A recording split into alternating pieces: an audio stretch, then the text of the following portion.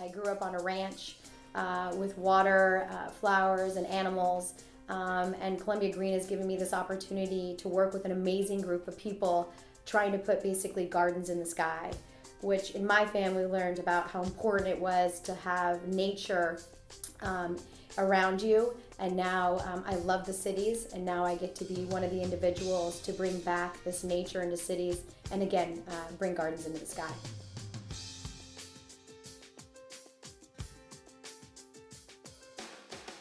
Well, I've actually came from the technology. I spent almost a decade in technology and was very fortunate to be a part of a company called Vote Here, where we grew globally selling electronic voting machines.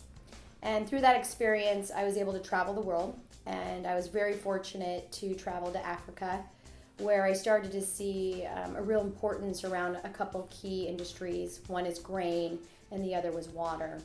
And after being in the technology era for almost a decade, I decided it was time to look at the sustainability industry. And I came back to the States, and I really wanted to get involved in more renewable at first. I really took a look at solar and wind, and quickly realized that there wasn't really an opportunity in business for me there. And at the same time that I was looking at renewables, this green roof company, Columbia Green, came across my desk. And I started to research the importance of the green roof industry and realized very quickly that there was a business around this, that for the first time there was what I call the triple bottom line, where you can look at profits, people, and planet. And that this industry recently actually just came out with, from Lux Research, that the market will be about $7 billion in green roof by 2017. So a very growing industry, and it's all focused around stormwater management.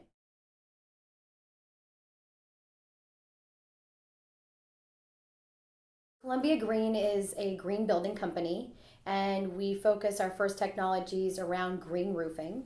And we have two major pieces to our business. The first part is product. Our company is completely focused around developing technology for stormwater management. In our company, we call it blue is the new green. So from our very core, all of the products are being engineered and patented around managing stormwater, helping using the rooftop as a way that we can manage the water for a building owner and cities. So that's at our core, is the stormwater management piece from a product standpoint. The second piece that really makes us unique is our partners. Is that the most important piece in this green roofing building industry is making sure that we get the waterproofing right. So we've partnered with the world's largest roofing manufacturers, companies like Firestone, Henry, Durbagum, Kemper, Malarkey.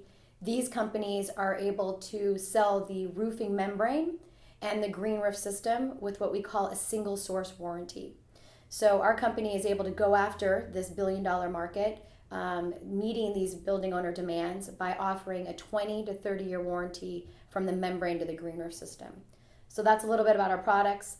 And again, the company Columbia Green is going to continue to develop products that are from the roof to the roots. We want to be a stormwater management company developing technology and driving that product through our partners worldwide.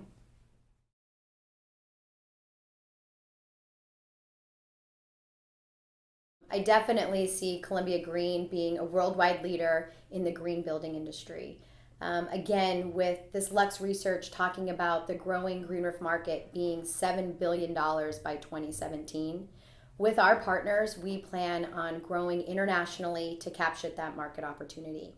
So we will be a global leader in the green roof industry.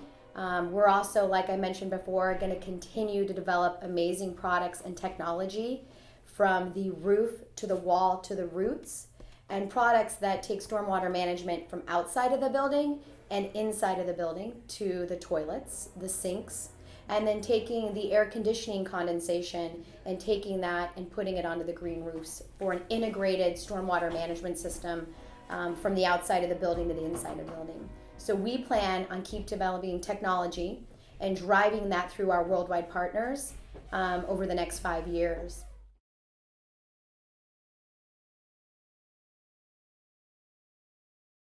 I think the challenges still exist, whether for any women CEO or leader in a business, there still are the glass ceilings.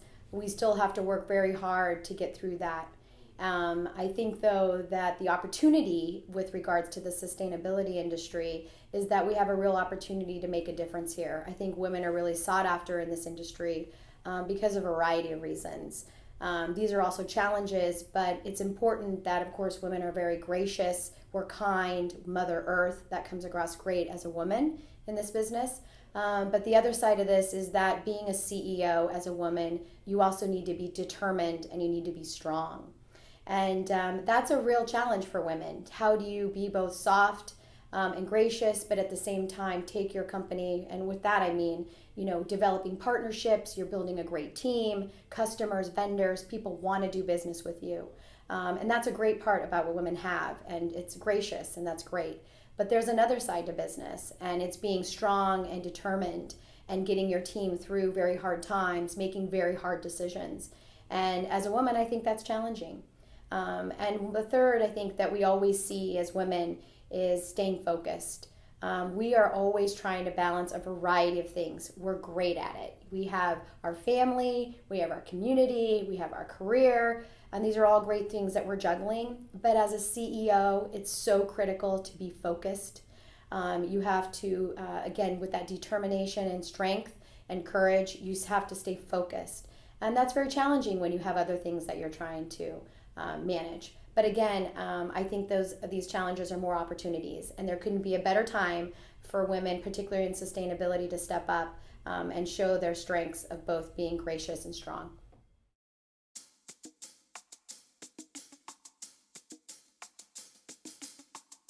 Well, I would say to any individual that's aspiring to be a CEO, at your core, make sure that this is your passion.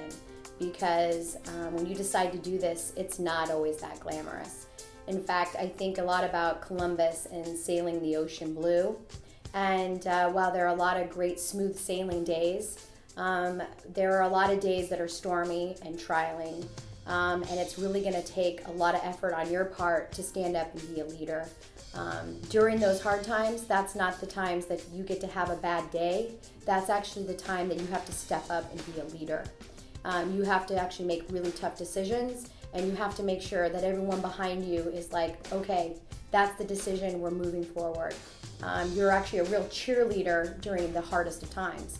So again, it's not that glamorous at all times. So you need to really be strong and make sure you understand that during those tough times, you're gonna have to stand up, be a problem solver, and move forward. And with that, there comes great successes, which are the great parts about being a CEO. And the most important piece, I think, into getting to the smooth sailing is surrounding yourself, and you've heard it since you were little, with successful people. You will not get here alone. There is not I in CEO. The Chief Executive Officer is there to build a team and a great team. So surround yourself, bring those team members into your company, bring those investors into your company, advisors. Surround yourself with people that you can get great advice so that you can follow your passion and your gut and make a decision to move forward and lead through the really challenging times. Again, like I said, it's not always going to be glamorous. There are going to be tough times. So follow your passion. I would say go for it. Smile, because remember, it's going to be a hell of a ride.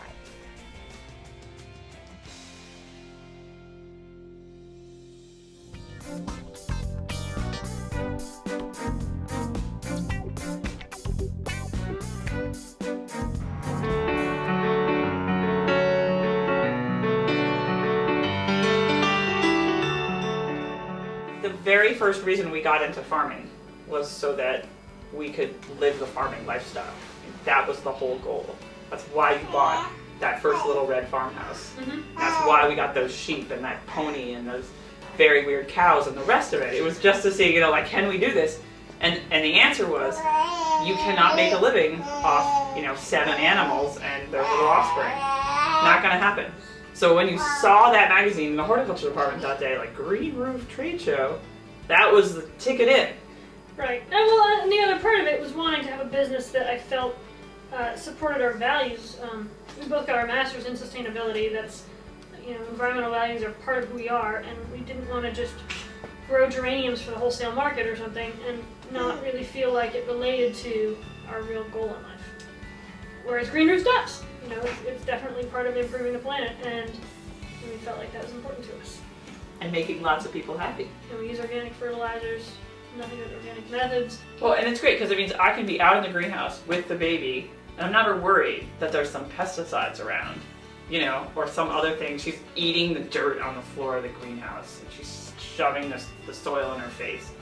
And it's great. There's nothing that's going to hurt her. These are like the most Dr. Seuss like. You look right there. This is special, like, you guys call it crustate growth. There's like sort of the normal, and then it just gets weird. And I feel like such vibrant colors considering it's December. Lexie and I were looking for a farm business to start. I didn't want to compete with all our friends who were already growing organic vegetables. And read a couple articles about Ed Snodgrass and his nursery down in Maryland about growing plants for green roofs and how there were all these green roofs getting put in all over the place. And Ed said that it was the only nursery in the U.S. that grew plants for green roofs. And as it happened, there was a green roof conference about 2 weeks later. And we went down and talked to Ed and looked at the conference and sort of thought, hey, it looks like there's room in the market to do more plants for green roofs. So we came home from the conference and decided we were going to start a nursery growing plants for green roofs. So Motherplants Nursery specializes in the plants for green roofs. We also do custom blend soil for green roofs and make organic potting mix as well. We grow predominantly sedums and other succulents, but also grasses and all kinds of other stuff that's starting to be tested as reliable on green roofs in the Northeast. We've tried having an online order form and a shopping cart, and that gets a tiny bit of use, but most green roofs are too custom for it to rely on just an online shopping cart. So people might need help calculating how many plants they need or what kinds of plants. Inventory changes often enough that it's hard for us to keep current inventory on an online shopping cart. It really depends on what they're asking for. I mean, sometimes what people want is on the shelf and we just pack it up in an UPS box and it goes out the same day. And sometimes we have to custom grow it and it'll take 6 months. We've grown the business slowly and organically as we don't have any giant line of credit, we don't have any investors, it's just us. So we've built the business as the business can afford it. So it's been slow and steady. As the green roof business has grown, so have we. And we've tried to follow the trends in terms of which plants and what kind of products people want so that we can provide them better. And there's definitely trends and things that change as the industry matures and the installers mature and what they're looking for differs and new products get introduced. I mean, there's all kinds of new stuff going on all the time in the green roof world, and it's just all we can do to stay abreast of that and provide what people are asking for. I mean, you talk to everyone, but there's also we attend the trade show and we pay attention to the trade magazines and such. But there are a few people who are really researchers in the field, and we try and work with them whenever possible. Yeah, plenty of new additions, road improvements. We've always upgrading equipment, always upgrading what we're doing. This past summer we had a terrible drought, and we had about a week's worth of water left in the pond before it started raining again, and that was too close for comfort for me. So we just put in another 2-acre pond to irrigate out of. Because climate change is real, we're going to have more droughts, and we want to have more water on hand to irrigate our stock with. We built a loading dock in the pouring rain leading up to Hurricane Sandy because we had this order to get shipped out to Weehawken, and we had 9 semis expected, and we had no way to really receive them. This is our new loading dock.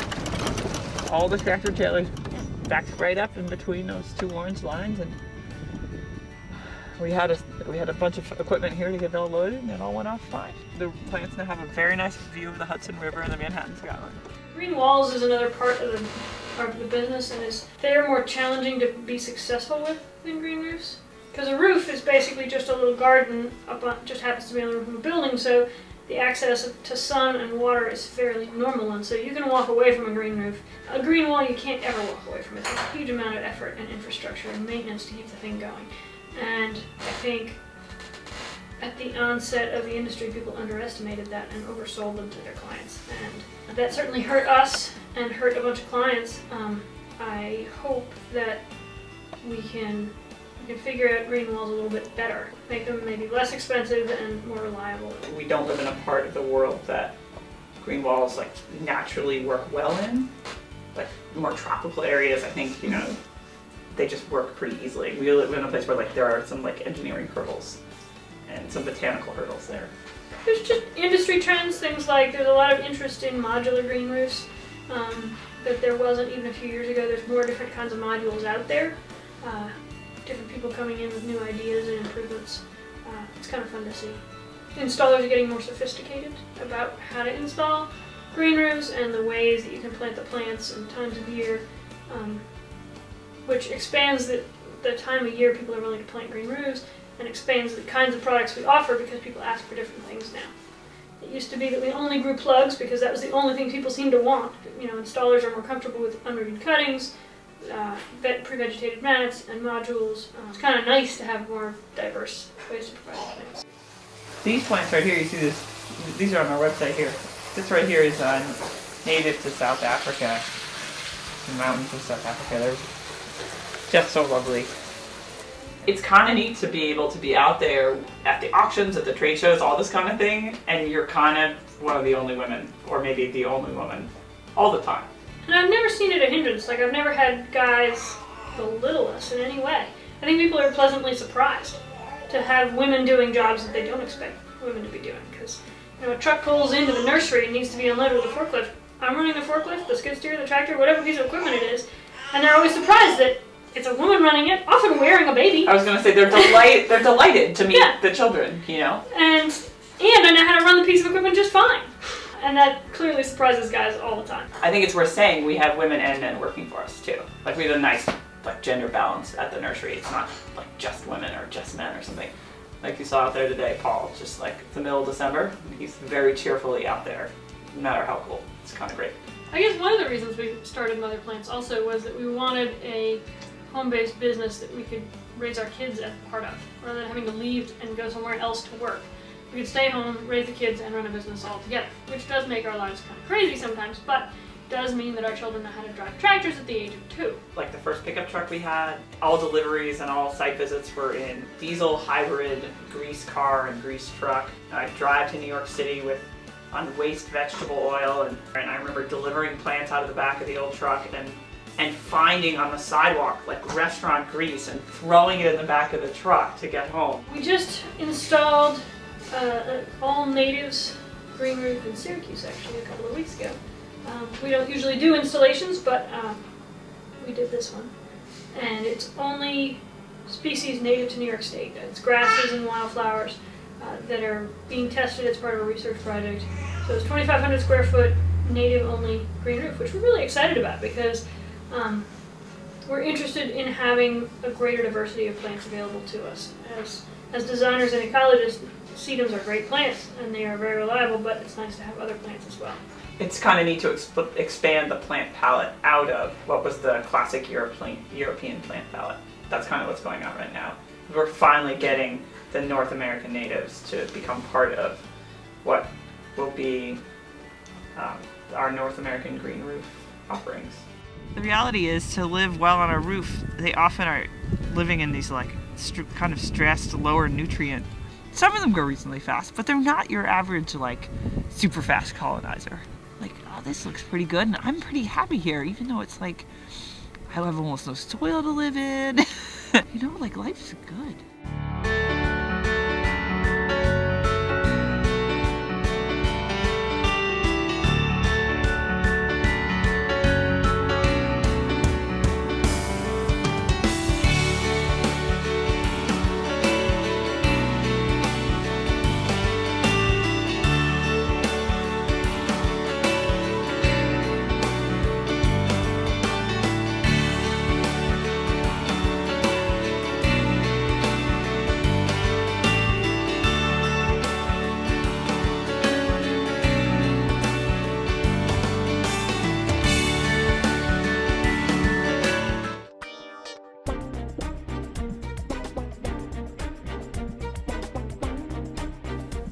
Hello everyone, I'm Joy Schmidt, founder and president of Vita Roofs International Inc.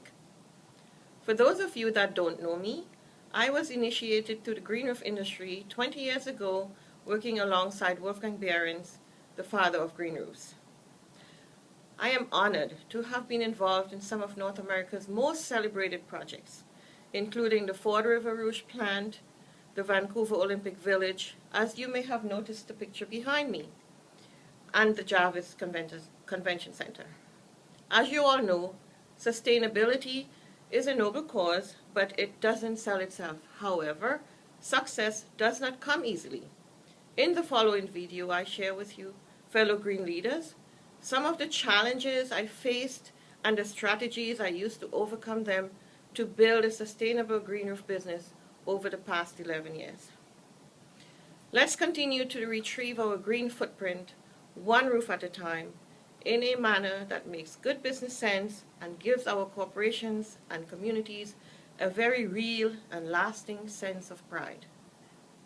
Hi everyone, welcome to Aim High. Get your hands dirty and persevere with purpose. From Green Roof pioneer Joy Schmidt, narrated by William Hunt. As participants in this summit, you're among today's green leaders, and, no doubt, you've learned the hard way that as good as it sounds, sustainability doesn't sell itself. So, what's it going to take to win the race to sustainability? Green leaders need to share their stories of success, stories that model how to triumph over obstacles. This presentation shares what worked in green roofs on a journey that spans disinterest to celebration in the North American marketplace. As you will see, from these stories emerges a paradigm in sustainability entrepreneurship. We all want to do the right thing, but research shows time and again, no matter how much people back the green cause, add a few extra dollars to a product, and you'll meet resistance. Let's face it, it's easier to do the right thing when the right thing also makes good business sense. I've also learned from personal experience that people seem to come to their own conclusions about what makes good business sense in 4 stages. Stage 1, understand the issue. Stage 2, care about impact. Stage 3, believe in solution. Stage 4, accept the cost-benefit ratio. If you can figure out where your audience is on this acceptance triangle at any given time, you'll know where to focus your efforts to take it to the next level. Every green leader needs to know that even when the market is disinterested or skeptical, not everyone feels that way. For every good idea, there's an early adopter. In my case, that early adopter was Ford, with a tremendous vision for the world's largest green roof at a time when the concept was in its infancy in North America. But it did exist in Germany, and that's where I was working alongside Wolfgang Behrens, the father of green roofs. Ford knew of Wolfgang Behrens' reputation and invited us to bring our knowledge to America. My personal challenge was to balance 2 extremes with the skill of a tightrope walker. 1, be the fire in the belly entrepreneur, inventing solutions to new conditions as they arose and getting my hands dirty along the way. Quite literally, as you can imagine, in the context of planting a green roof. 2, and on the other end of the spectrum, be the polished suit able to navigate change in a big business environment. Considering that we were bringing our knowledge over from Germany, this process involved negotiating in 2 languages and managing a few cultural gaps along the way. I went to great lengths to avoid the infinite openings for broken telephone. Reputation in hand as having partnered in the development of the Ford Guinness Book of Records River Rouge plant, I expected doors to easily open for me as I settled into my new home in Canada. But I rubbed my knuckles raw knocking on doors to no avail. Not a problem, just a sign to change tactics. So, instead of focusing on the audience I thought was ripe for green roofs, I switched to the audience in the know about the work we'd done in Germany, figuring they'd have already climbed at least a few of the steps of the acceptance triangle. One of those cold calls took me right to Zeidler's door, and as an emerging advocate, Mr. Zeidler was interested in putting a green roof on his home. Lesson learned. Entrepreneurial gumption gets the job. At this point, in the Canadian green roof sector, our challenge morphed from finding jobs to delivering on increasingly complex requirements. when presented with the jaw-dropping vision for planting figurines across the Vancouver Olympic Village roofscape. Eyebrows raised, I asked, "And exactly how do you expect me to do that?" To which I was promptly given a, "Well, you'll figure it out," with a smile that communicated respect and partnership. Inspired by the grand vision for the project, it occurred to me that cookie cutters could do the job. If they were life-size, that is.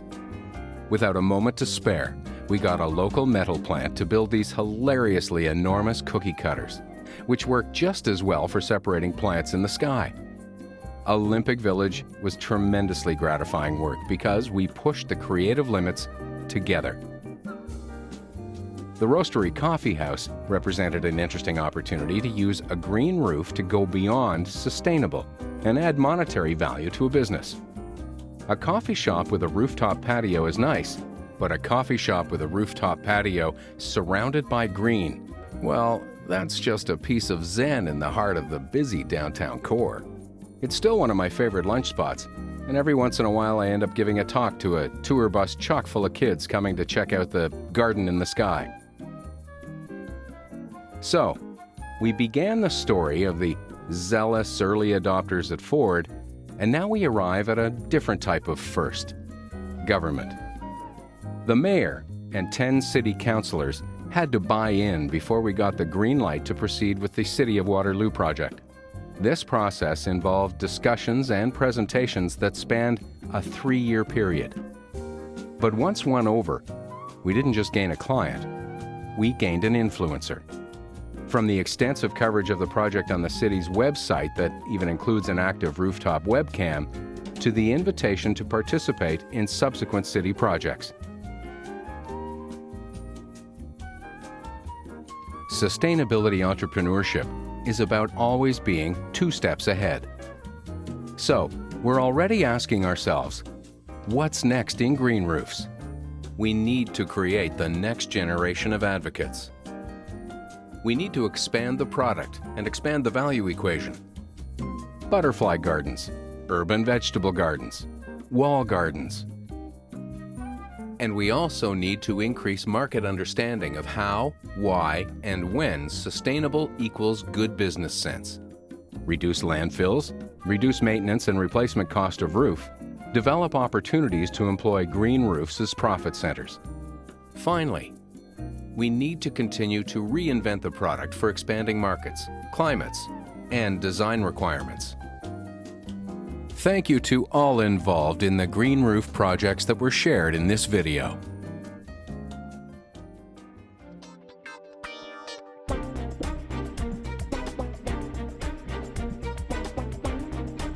Hi, I'm Barbara Deutsch. I'm the Executive Director for the Landscape Architecture Foundation, and our mission is to protect, enhance, and improve the environment by increasing our collective capacity through research and scholarship. So we are the leading provider of scholarships for landscape architecture students, and we serve as a think tank for the profession, not just disseminating what are the best practices, but determining what are the next practices to really turn the ship around and achieve sustainability. So I've been in this position for 3.5 years. I love my job. I'm where I need to be, and it's really fun. I'm delighted to share with you my story of where I am today and what I do and what my future plans are, in the hopes that it might help you on your path to help better serve the world. So my first degree was in business, marketing, and management, and I worked for IBM for almost 10 years as a marketing representative and then as a marketing programs manager. And I love sales and marketing. I just wanted to promote the environmental issues that were important to me. So through some volunteer work with an organization called Urban Ecology in San Francisco, I discovered the profession of landscape architecture. And I was working on a group, we were looking at military base closures and what to do with them. It was the early 90s, so the new urbanism was just coming out. And I thought, wow, how fun is that, designing communities that are better for people and better for the environment. So I thought I wanted to be an architect. And then everyone said, no, you want to be a landscape architect. And I said, a landscape architect. I didn't really know what that was. So I researched it. I talked to professionals, and I found out, wow, this is the greatest profession for me. But the world needs what landscape architects have to offer, but no one knows what they do. They have to get it out there in a way that others are open to receiving it. So I think it's really interesting where I am now at the foundation, where we have the platform and the ability to reach a larger audience with what we have to offer to help achieve sustainability. So I got my master's in landscape architecture. I worked in Hong Kong for a couple of years. In Seattle, where do we put another 1,000 people? And in 20 years in Hong Kong, where do we put another 200,000 people in 10 years? I also looked at conservation strategies and other development strategies.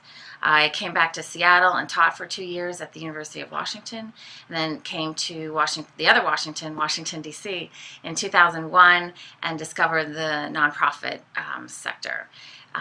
And love it. And for those of you who may not be familiar with what a nonprofit is here in the United States, it's a type of organization that primarily their function is to do market development for a certain industry or an issue.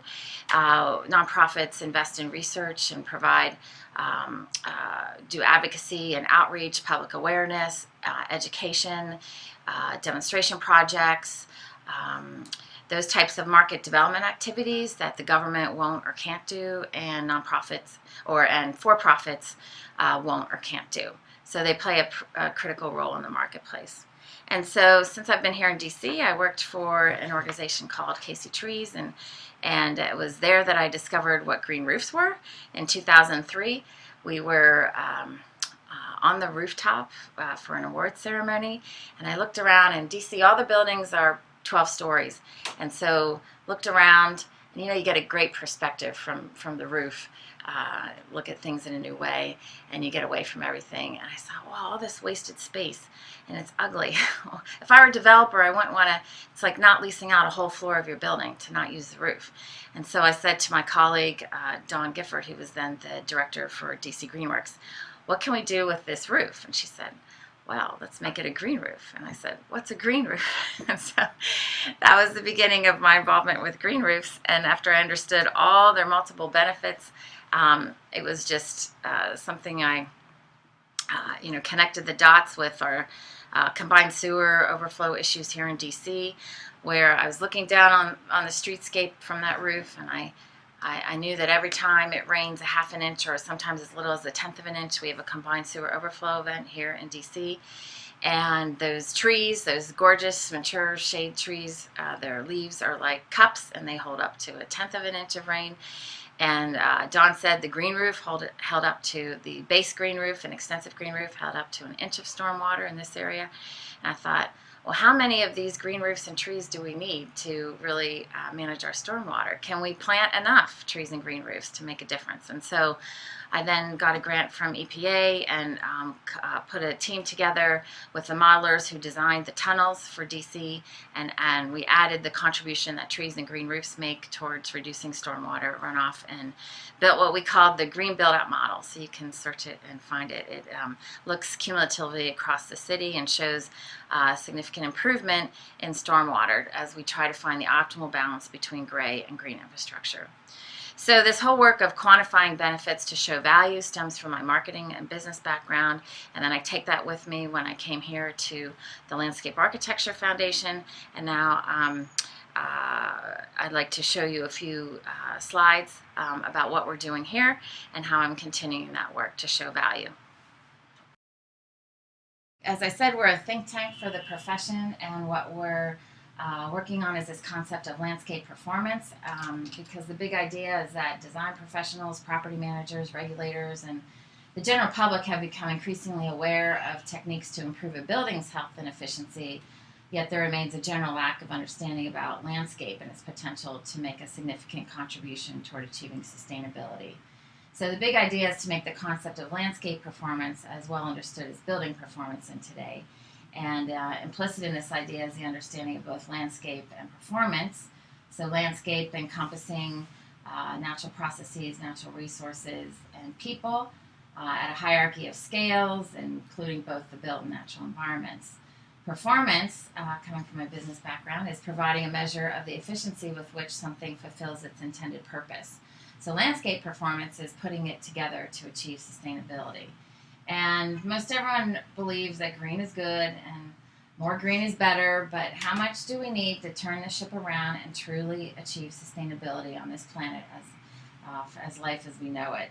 And so that's this concept of performance that I learned doing some consulting for Bioregional with their One Planet program. And I think performance is key. So a shift of thinking is beyond green improvements with individual buildings and other landscape components is required to achieve really this awesome challenge. And so there's no one system or target for achieving sustainability, but here's an example from the One Planet program. And the point here is that you can't achieve zero carbon, zero waste, net zero water, biodiversity, livability, any of these sustainability metrics without considering landscape and using an interdisciplinary and systems approach.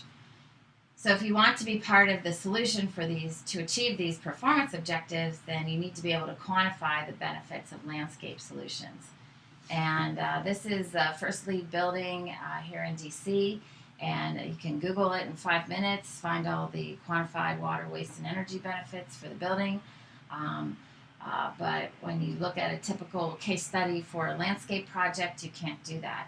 And so typically what you'll see is a list of features, not benefits.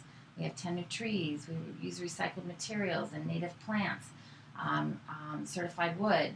But this doesn't tell you how this solution, this streetscape project, is contributing to the performance objectives of, say, zero carbon, zero waste, net zero water.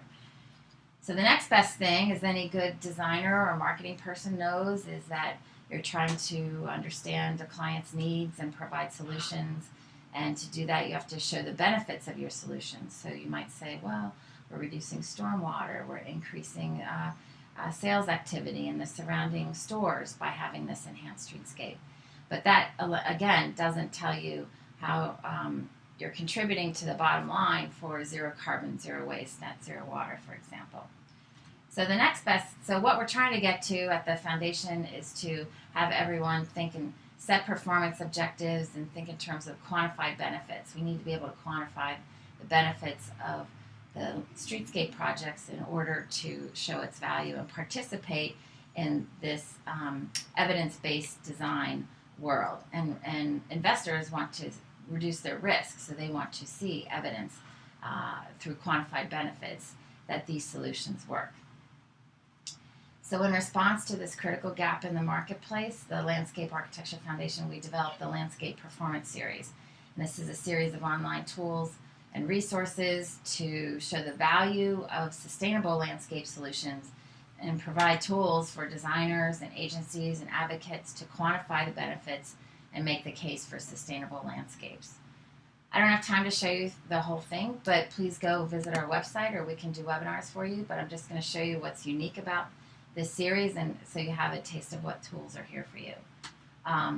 If you scroll down, you'll see a search bar and all the content, the case studies, the calculators, the published literature is all keyed by performance benefit.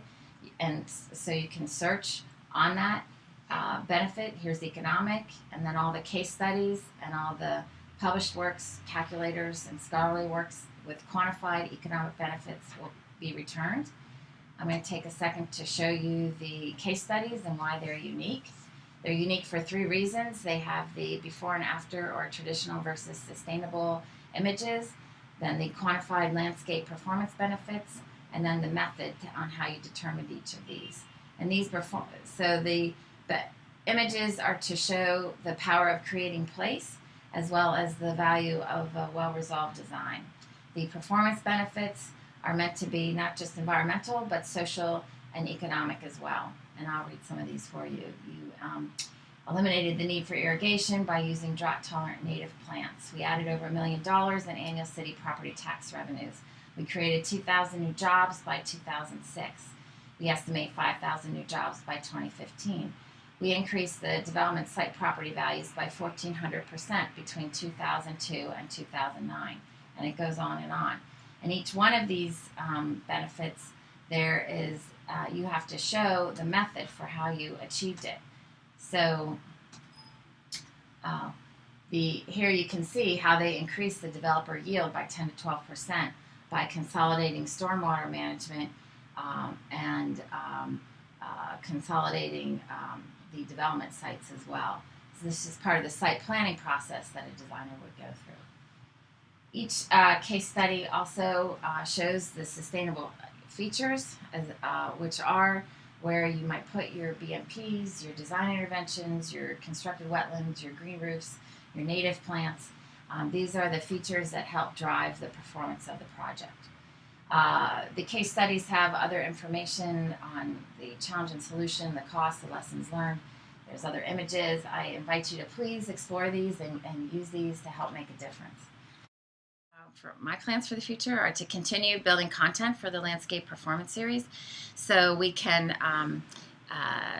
help others have the data, the content they need to advocate for more sustainable landscape solutions so we can participate to our greatest potential. We're going to do that by, we have several programs to participate, to work with academics and students and designers to work together to develop these case studies, and we provide the funding for that. But by going through that participatory process, we're changing design. We're going to change design education so that this is taught in studio and site analysis and their research and methods courses and their communications courses. We have a 5-year plan for the landscape performance to increase its impact, so look for quarterly webinars, and we're going to analyze the content of all the case studies.